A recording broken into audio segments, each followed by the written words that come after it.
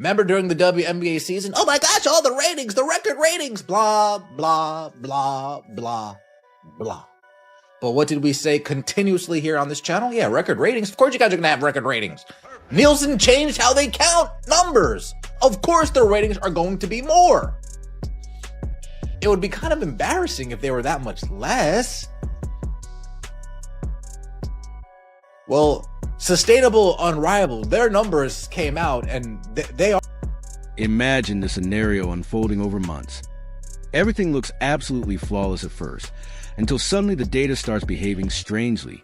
That's exactly when the cheering grows louder, the standards become more flexible, and out of nowhere a completely new way of tracking achievements emerges. Now there's an awkward silence that everyone is pretending not to notice. And here's what should really make you pause. When any organization has to reinvent how it measures its own success, what is it truly hoping you won't piece together? But could be seeing its final days as Paige Beckers and gang could not save the viewership from tanking. What does this mean for the WNBA when they make their return back to TV? We finna talk about it all. I told you guys a couple months ago that the views was going down on the channel. Like the WNBA content wasn't looking too good. I was one of the first people to say that about the whole genre itself. Told y'all we was gonna be making big time changes on the channel. Now I say that to say this. Now there has been news to come out about Unrivaled viewership been down nearly.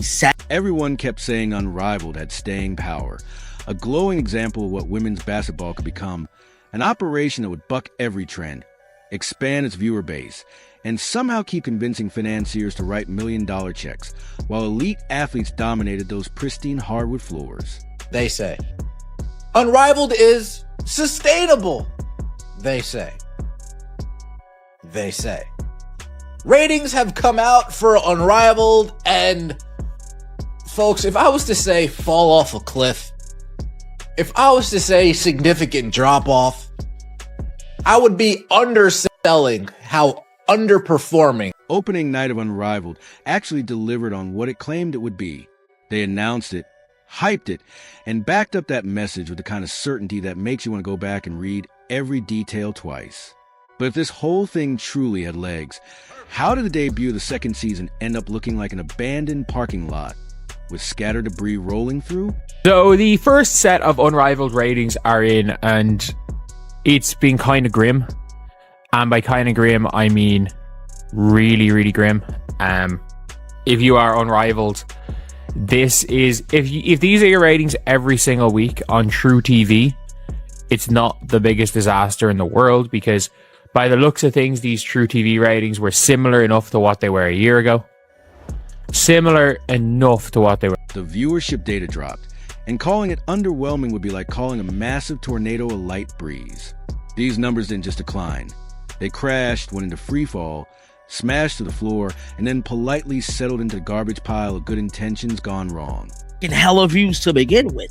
They wasn't even getting hella views at all last year. Now this year their views is down by nearly 70%. This is very bad. Now, towards the decline of the WNBA season, towards the end of the season, we start seeing the WNBA kind of fudge the numbers, taking into account group party watch party viewerships, counting those into, effect like bars. And let me paint the picture for anyone who missed what happened earlier. The first season launched with real momentum, incredible viewership numbers, fans going wild, and experts declaring that women's basketball had officially become permanent, unstoppable, and ever-expanding. Everything ahead looked brighter than those blinding arena spotlights. Except there was one small problem. Those impressive ratings were suspiciously perfect. Nielsen had changed his tracking methods, a shift that mysteriously boosted numbers across the board, making everything suddenly appear bigger, stronger, and more beloved than reality suggested. It was like wearing shoes that are way too big and convincing everyone they were made just for you.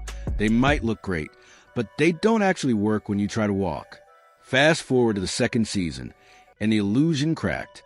Nearly 140,000 fewer people chose to spend their Monday night watching professional basketball, proving once again that momentum is often just another way of saying you caught a lucky break a year ago. Daytime matchups fared even worse, pulling in only about 107,000 viewers. quietly suggesting that many people didn't even realize the games were happening at all. And that's exactly what occurred. Multiple fans had no idea Unrivaled had returned. A league can have the most talented athletes in the world, but if no one knows the action is happening, that talent doesn't move the needle. And pretend basketball. I have been telling you guys for years, as the mainstream media has intentionally lied to us. These elite athletes are amazing! This is the best basketball in the world! Woohoo! Yes, yes, yes! We have been talking about this here on the channel for years. The so-called growth in women's basketball is The detailed breakdown becomes even more devastating when you look at specific head-to-head matchups. Breeze.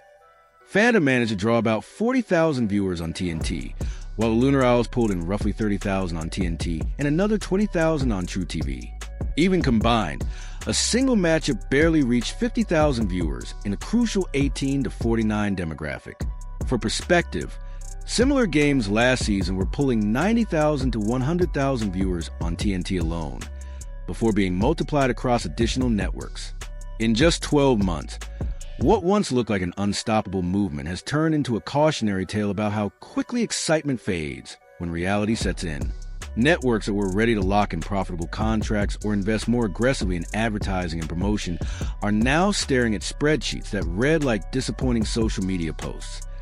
Peak viewing hours are shrinking, afternoon audiences barely register, and overall viewership sits well below projections.